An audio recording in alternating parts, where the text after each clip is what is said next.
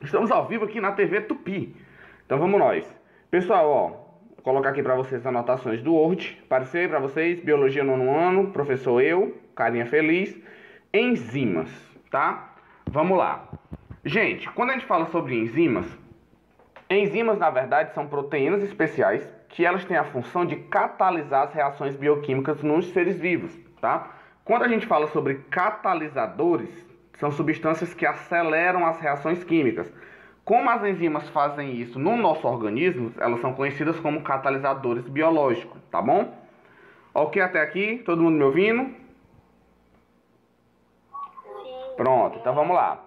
A maioria das enzimas são proteínas, tipo 90% das enzimas são proteínas, mas existem enzimas que não são proteínas, que são fragmentos de RNA, como as ribozinas, por exemplo, tá? Mas as demais, a maioria das enzimas são proteínas.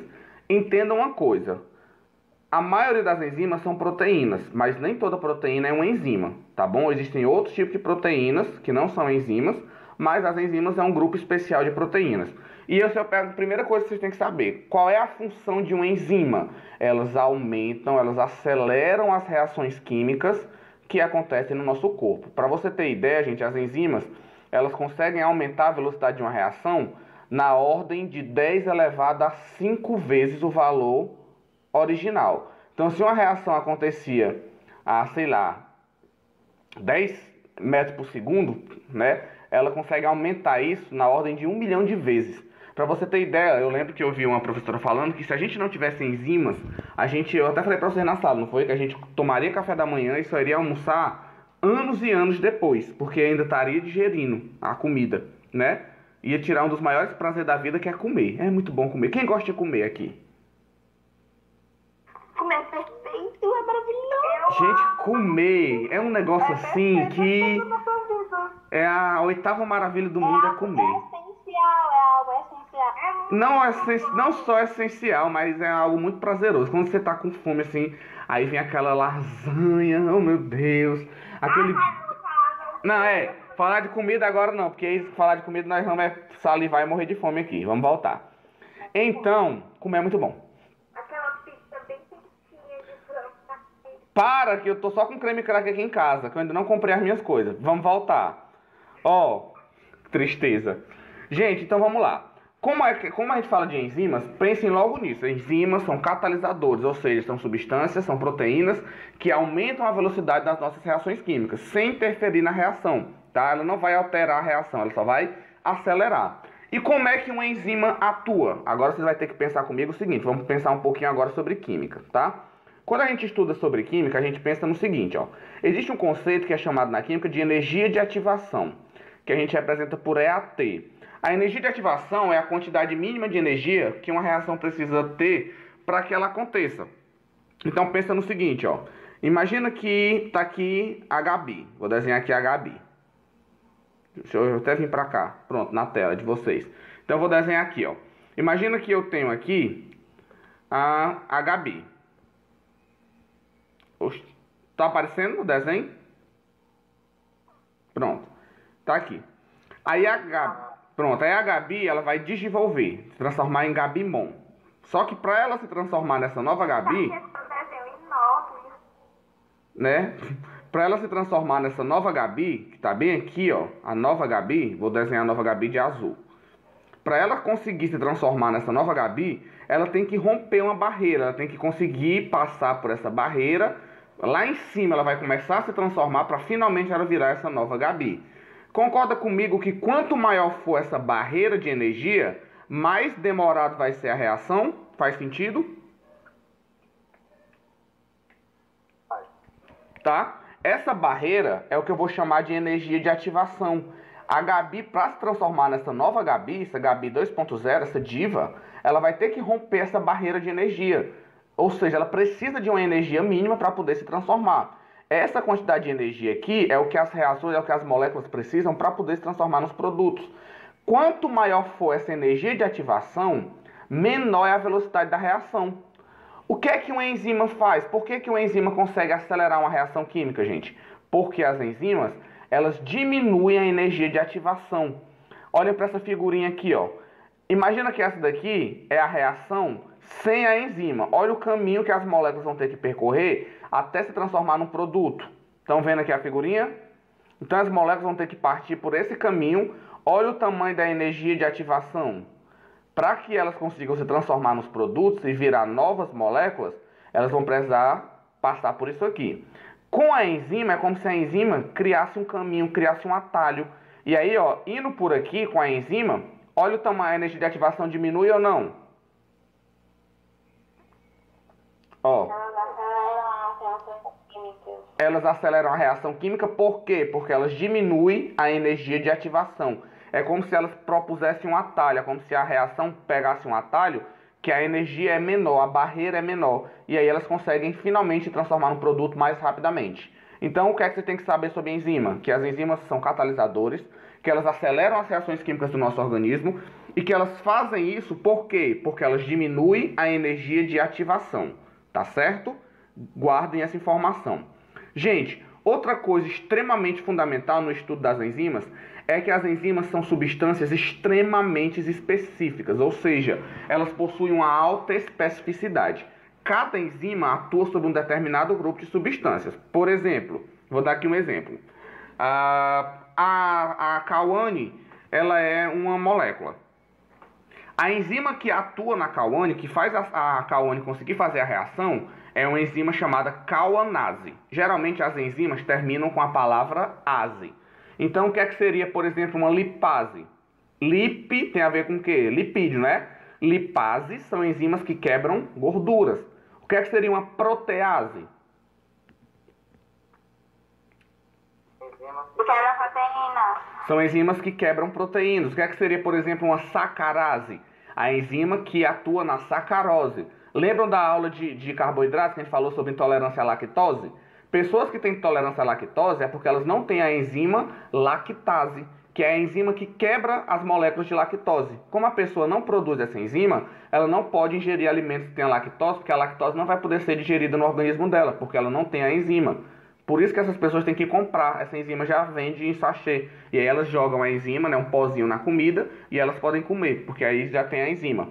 Então, geralmente, quando você tiver a terminação, ase é uma enzima. E o nome que vem antes é aonde ela vai atuar, tá bom? Por exemplo, maltase é uma enzima que atua onde? Carboidrato. Exatamente, na maltose. Então, vocês percebem, ainda bem que ninguém falou no mato, né? Então, por exemplo, se eu tenho uma carenase, é uma enzima que vai atuar sobre a molécula Karen. Já a enzima que atua sobre o Guilherme, uma guilhermase, ela só vai servir para o Guilherme. A enzima que atua na Laiane, uma laianase, ela é uma enzima que ela só vai servir para a Laiane. Então, quando vocês ouvirem falar em enzimas, e vocês virem a palavra enzimas, são moléculas que possuem alta especificidade. O que é isso? Porque são moléculas muito específicas. A molécula que atua na Laiane não serve para atuar na Gabi. Por quê? Porque o formato da molécula, o encaixe da molécula, ela só serve para a Laiane. É uma molécula que ela só vai servir para o grupo da Laiane. Deu para entender isso? Que enzimas são moléculas altamente específicas. Tá bom? Ok? Pronto, muito bem. Show de bola, então. Então, continuando aqui, olha só. As enzimas geralmente possuem a terminação ase, como eu falei para vocês, né? As lipases que atuam sobre os lipídios, proteases, maltases, tá bom? E, gente, essa figura aqui é muitíssimo importante vocês entenderem, tá? Geralmente eu cobro elas em prova. E geralmente elas aparecem em vestibular. Vamos lá. Olha aqui o que é que eu vou mostrar para vocês. Essa substância verdinha aqui, vou usar ela como exemplo, tá? Vou dizer que essa substância aqui é a Letícia. Então, a Letícia é a substância que a enzima vai atuar. Essa daqui, gente, que eu estou marcando aqui de vermelho, é a enzima. Então, isso aqui é a enzima, tá certo? Então, vou chamar ela de letra E. Estão comigo até aqui? Tamo junto? Pronto, então vamos lá. Essa enzima aqui, que atua sobre a Letícia, como é a molécula que a enzima vai atuar sobre ela, eu vou chamar ela de substrato. Vou chamar de S. Então, o que é o substrato? O substrato é as moléculas na qual a enzima vai atuar. Então, por exemplo, a laianase.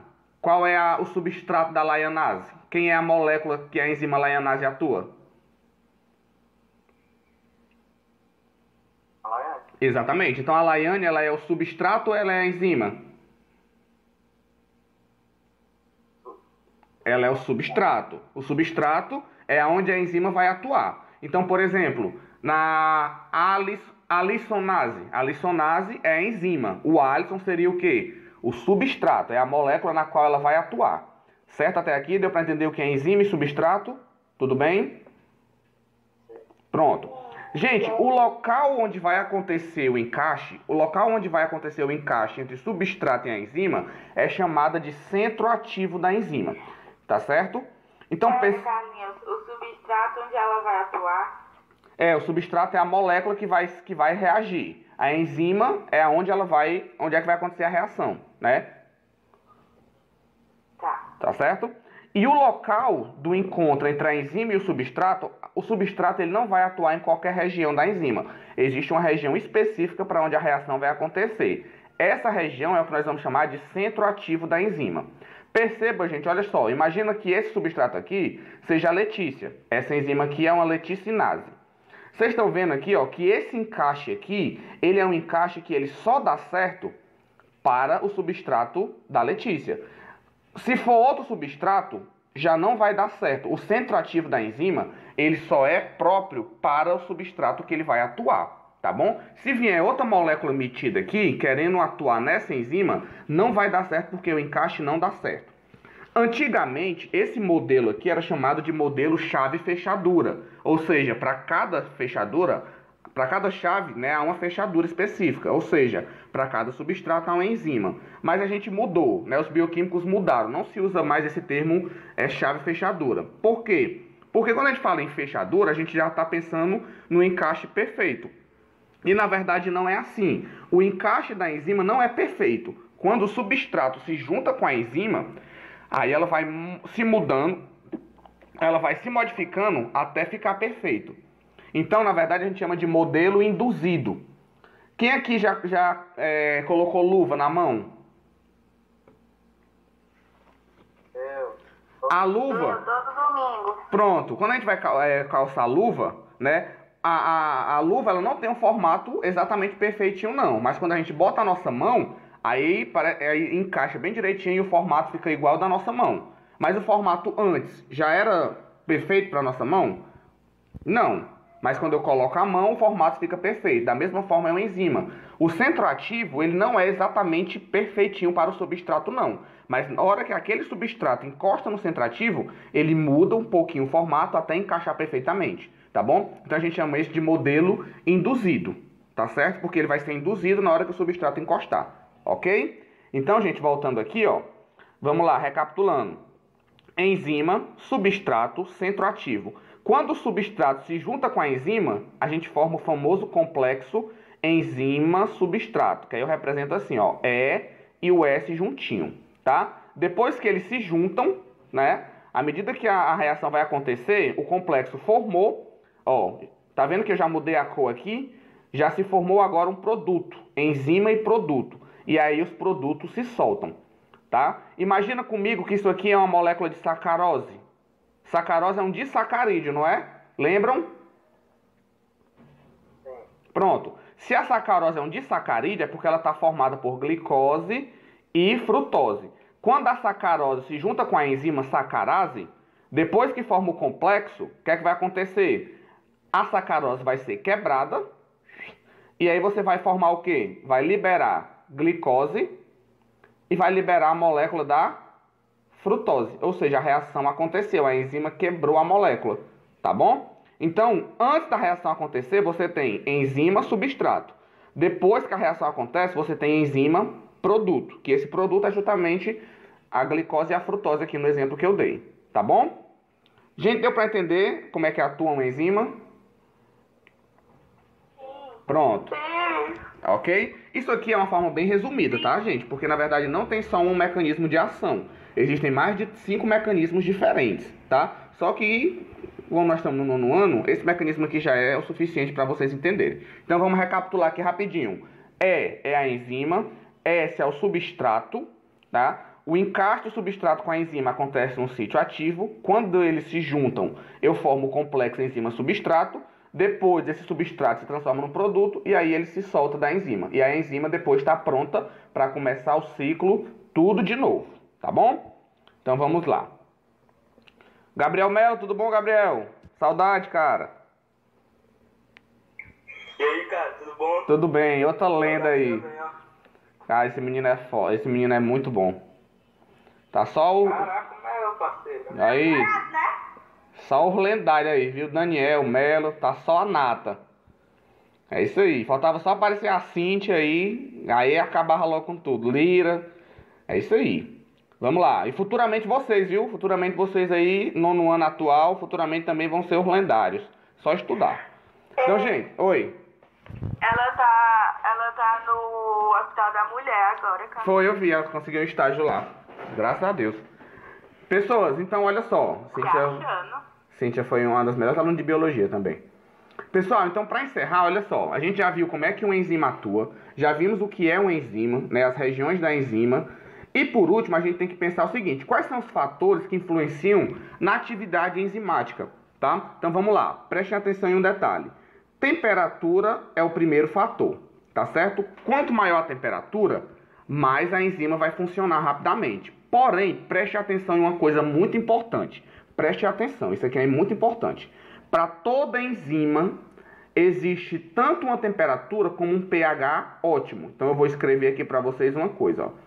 Toda enzima, ela tem uma temperatura ótima.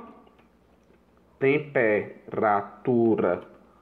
Por que tá errado? Temperatura. Temperatura. Você é um ácido, peraí. Não, é loucura mesmo, do coisa. Existe uma temperatura... Tá certo, é loucura aqui. Toda enzima, ela tem a temperatura ótima e ela tem um pH ótimo. O que é isso, Carlinhos? Existe uma determinada temperatura, gente, que você vai aquecendo, a velocidade da enzima vai aumentando, mas quando chegar numa determinada temperatura específica, por exemplo, tem enzimas que quando chega em 36 graus, já é a temperatura ótima. Ou seja, passou dessa temperatura, em vez da velocidade continuar aumentando, a velocidade já vai diminuir. Por quê? Porque passou da temperatura ótima de atuação. pH, do mesmo jeito. Tem enzimas, por exemplo, a pitialina, que é a enzima que tem na nossa boca. Ela funciona em pH 2, que é o pH ácido. Se você mudar o pH, ela fica inativa, ela não funciona mais.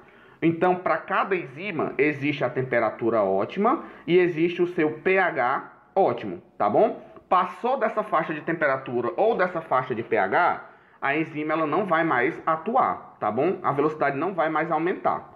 Deu para entender isso? Pronto, ótimo. Da mesma forma, gente, a concentração do substrato também influencia. Por exemplo, se eu tenho só uma molécula de... Deixa eu ver quem é que tá aqui para me dar os exemplos. Pronto, se eu tenho só uma molécula de Ingrid, né? Se eu tenho só uma molécula de Ingrid, a velocidade vai ser mais baixa. Se eu tenho várias moléculas de Ingrid, quanto mais Ingrid eu tenho, mais produto vai se formar, mais a reação vai acontecer. Só que cuidado, eu pergunto a você. Se chegar um momento que tiver muitas Ingrids, a velocidade vai continuar aumentando? Ou você acha que vai chegar um momento que, por mais que você coloque em Ingrids, a velocidade ela vai chegar um momento que ela vai ficar constante? Constante. Acho que vai ficar constante. Por quê? Porque vai ficar diminuindo a velocidade. A minha cabeça tá tão boa, mas vai ficar tão bom. Gente, vamos pensar assim, ó. Se eu colocar muitos substratos, as enzimas vão quebrando aqueles substratos. Mas vai chegar um momento que se eu colocar mais substrato do que enzima, se tiver 10 enzimas e 10 substratos, de boa. 11 enzimas e 11 substratos, a velocidade está aumentando. Mas se eu tiver só 10 enzimas e você botar 20 substratos, as 10 enzimas vai dar conta dos 20? Das 20 moléculas? Não. Não. Então vai chegar um momento em que a quantidade de substrato se torna máxima. Ou seja, já tem substrato demais para enzima de menos. Ou seja, chegou um ponto em que a quantidade de substrato já chegou no limite. Ou seja, só tem uma enzima para trabalhar com essas 10 moléculas aqui. Então vai chegar um momento que por mais que você bote mais substrato, a velocidade não aumenta mais, ela fica constante. Quando isso acontecer, o que é que você pode afirmar? Poxa, se eu estou colocando aqui reagentes, eu estou colocando substrato e a velocidade não aumenta mais, significa o quê? Que aquele meio de reação ali já chegou no limite, ou seja, você já tem substrato na concentração máxima, porque não tem mais enzima para isso. Tudo bem? Deu para entender? Sim. Pronto, então vou até colocar uma observaçãozinha aqui, ó. Cuidado, quando chegar na concentração máxima de substrato, a velocidade fica constante. Por mais que você adicione mais substrato, não vai aumentar. Então entenda o seguinte, começou a reação, vou colocando substrato, vai aumentando a velocidade? Vai, mas vai chegar um momento que quando essa concentração chegar no limite, a velocidade ela vai ficar constante, tá bom? Da mesma forma, gente, vocês concordam comigo que a velocidade também depende da quantidade de enzimas? Se você botar mais enzimas, vai aumentar a velocidade, né? Beleza? A não ser também que aí seja o contrário. Eu tenha poucas moléculas e muita enzima. E aí, se eu tiver poucas moléculas, por mais enzimas que você coloque, como já acabou o substrato, não tem mais onde aquelas enzimas atuar. Então, você também pode colocar a quantidade de enzima que for, que a velocidade não vai mais alterar. Então, tem que haver uma quantidade tanto de substrato como de enzimas, tá bom? Mas a quantidade dos dois influencia na velocidade, sim. Gente, deu para entender os fatores que influenciam na velocidade de uma enzima? Deu. Pronto. E por último, não menos importante, como as enzimas são proteínas, a gente não pode esquecer que as enzimas também sofrem desnaturação. Quem lembra o que é desnaturação proteica? É isso aí mesmo. O que é? Como é?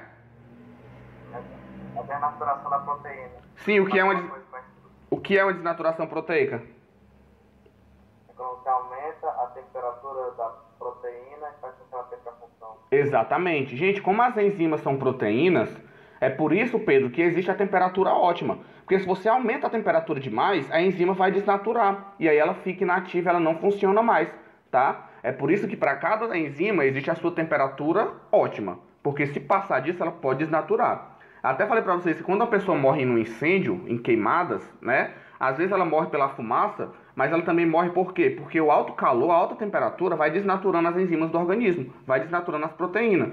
E aí ela desnatura e aí já era, tá? Mas ela só desnatura. João, mas ela desnatura, ela perde a função. Então as enzimas são fundamentais. Se as enzimas deixam de atuar, o teu organismo ele vai parar. Gente, todos os processos bioquímicos precisam de enzimas.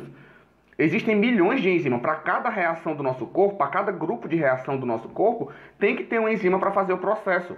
Quando a gente for estudar corpo humano, você vai ver que, por exemplo, para que o oxigênio se converta nos pulmões, para que o gás carbônico se transforme em bicarbonato, existe uma enzima, que é a anidrase carbônica. Para que, quando a gente for estudar metabolismo, vocês vão ver o tanto de enzima que tem. Então, se as enzimas param de funcionar, todos os processos bioquímicos do corpo vão sofrer com isso. E aí as pessoas morrem, tá bom? Por exemplo, existe uma doença chamada fenilcetonúria, que é uma doença que pode ser identificada com o teste do pezinho. A fenilcetonúria também é pela falta de uma enzima. A pessoa que tem fenilcetonúria, ela não tem uma enzima que transforma um aminoácido em outro. Como ela não tem, o aminoácido fenilalanina ele fica se acumulando e isso pode gerar problema no sistema nervoso central. Só para você ter ideia, gente, as enzimas são tão importantes que tem assunto de metabolismo que o senhor não deu. É verdade, Pedro, tem duas questões que vocês já podem ir lendo no livro que dá para fazer, tá? Mas se não, dia 26 a gente vai ter aula de metabolismo, mas dá para vocês responderem. Eu coloquei porque eu achei que a gente já teria falado, mas o tempo não deu. Mas já dá para vocês ir pesquisando, tá, gente? São duas questões bem simples. Não é a parte pesada ainda não, é só a parte teórica. Mas dia 26 a gente vai ter aula de metabolismo, tá bom? Então, gente, aí deu para ter uma geral sobre enzimas, tá bom? O que é que elas são, como é que elas atuam, tá bom? Os tipos de enzimas, tá certo? Como é que uma enzima age. E aí, para fechar, na próxima semana, que a gente for ter aula de metabolismo, assim que terminar metabolismo, aí eu vou passar uma atividade juntando enzimas e metabolismo, com questão tanto de enzima como de metabolismo. Vai ser live.